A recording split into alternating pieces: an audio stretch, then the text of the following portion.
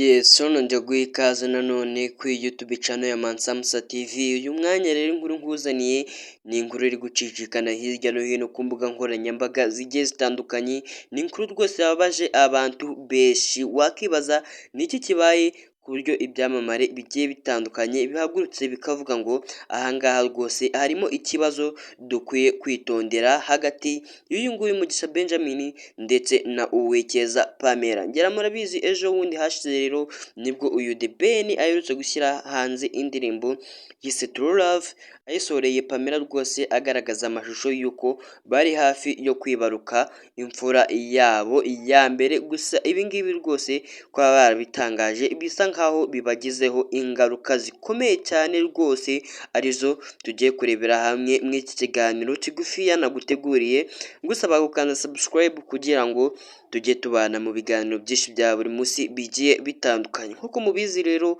uyu musore bamwita Mugisha Benjamin, ndetse uyu mugore cyangwa se uyu mukobwa babana tukaba tumuzi nka Pamela, ariko ubusanzwe amazina nyakuri yiswe n'ababyeyi ni Uwikeza Pamela, usibye yuko yamamaye muri Miss Rwanda 2018 nka Pamela.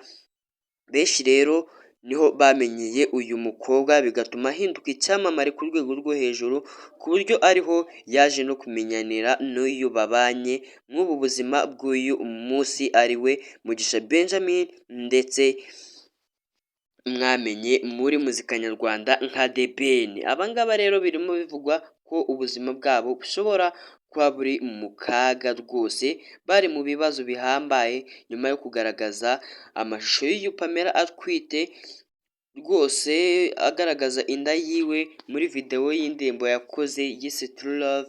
Nibwo rwose byateje ikibazo hirya no hino imusozi, ibi abantu benshi bakaba bari kubigarukaho, ku buryo icyamamare mwamenye muri benshi hano ngaha mu gihugu cy'u Rwanda, Rutanga rw'amaboko, yanenze abangaba bombi Pamela ndetse na The Ben, avuga yuko bitari bikwiye kuba bagaragaza inda y'imfura yabo bagiye kwibaruka mu minsi mikeya iri imbere rwose. Uyu nguyu Rutanga rw'amaboko yavuze yuko biriya bakoze bitari bikwiye, ari nabyo birimo bibagiraho ingaruka nk'aka kanya. Umupfumu Rutanga rw'amaboko rero Nzayisenga Modeste yanenze imyitwarire ya The Ben ndetse na Pamela baheruka gushyira hanze amashusho y'indirimbo nshya y'uyu muhanzi, ikagaragaramo umugore we yerekana inda y'imvutsi y'imfura bagiye kwibaruka vuba mu minsi iri imbere. Rutanga rw'amaboko yabigarutseho mu butumwa yacishije ku mbuga nkoranyambaga, aho yanditse avuga ko umugore utwite akwiriye kubahwa no kwiyubaha ubwiwe, kubera yuko namwe murabizi mu buzima tubayemo bw'iyi minsi cyangwa se bw'iki gihe, utiyubashye nta wundi wakuba. Mu butumwa bwe yagize ati duhane duhanure, utwite aratwikira ntatwika ngo yimanukire, ejo kuzamuka byamugora amaguru,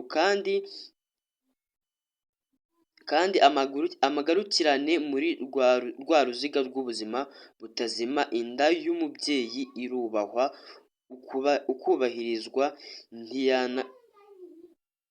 ntiyanikwa ku gasozi. Mu butumwa bwa Rutanga rw'amaboko bamwe batanze ibitekerezo bagaragaza ko yavuze ukuri, ni mu gihe ku rundi ruhande rwose hari abavuze yuko atazi aho ibihe bigeze muri iki kinyejana turimo tuganamo rwose. Bamwe bavuze yuko ibyo Rutanga rw'amaboko yavuze ko ari byo, ndetse abandi bavuga yuko rwose atazi aho ibihe bigeze. Wowe ngibi wabivugaho iki?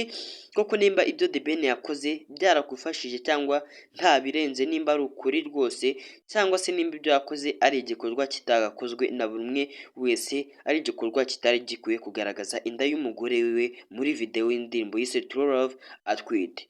Duhane duhanure kandi duhonore Benimana bahonoke, utwite aratwikira ntatwika ngo yimanukire, ejo kuzamuka byamugora amagarukirane rwose muri rwa ruziga rwe ubuzima butazima. Inda y'umubyeyi irubahwa, ikubahirizwa, ntiyanikwa ku gasozi. Kayihande n'u Rwanda, ninda muzibaho kiriya gikorwa The Ben yakoze rwose benshi bakimugayiye. The Ben kuri uyu wa kane tariki 26 Ukuboza nibwo yashyize hanze iyo ndirimbo, amashusho y'indirimbo rwose True Love igaragaramo ko Pamela atwite. Ibi ngibi rero bikaba byatumye anengwa cyane imusozi, ku buryo bamwe barimo babibara nk'aho ari urupfu rwose, ari ibintu bakoze biriya ari nko kwimanika ku kagozi kugaragaza amashusho y'umugore wawe atwite. Reka nkubwire ngo ukomeze ugire ibihe byiza rwose, uracyari kuri Mansamsa TV.